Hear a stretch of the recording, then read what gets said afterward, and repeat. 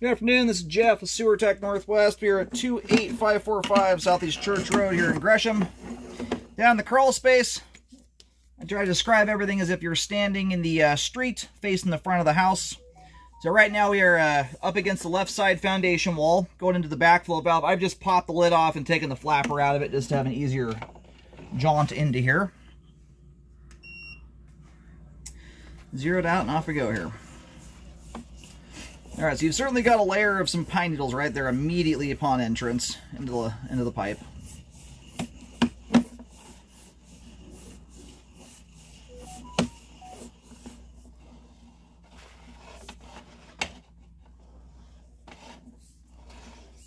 I will tell you, this is one of the tricky things about storm systems in general.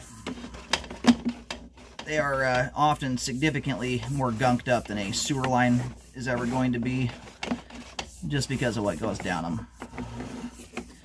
There's often pine needles and things of that nature. Roof granules, stuff like that. So this first little stretch here, first 13 feet or so, this looks like what we're doing right now is likely Y connecting on to the downspout that is on the left side of the home, but very near the front left corner of the house.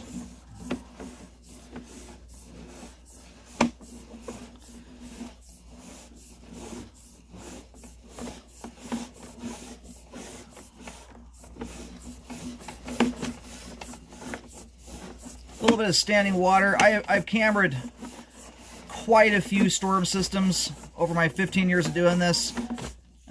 Most of them, honestly, and it's not that it makes it a good thing, but most of them have standing water. And I'm talking even brand new construction ones do. So, generally speaking, storm systems are not designed to actually carry solids like a sewer line is. So, the gradation of them is just, there's not as much care that goes into them typically. That's my experience with it. As long as you don't get solids in the mix, under every sink in your home, you have a trap, you know, a U-bend that holds water in it all the time. When water hits water, it moves. It's hydraulics. When solids get in the mix, that's where you can sometimes run into some issues.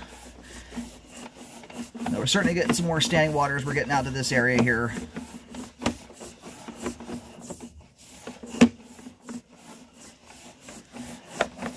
As it relates to some of the dirt film that's in the crawl space here, I'm not entirely sure that what we've got going on so far would necessarily lead to the staining we've got in the crawl space. Possibly it could.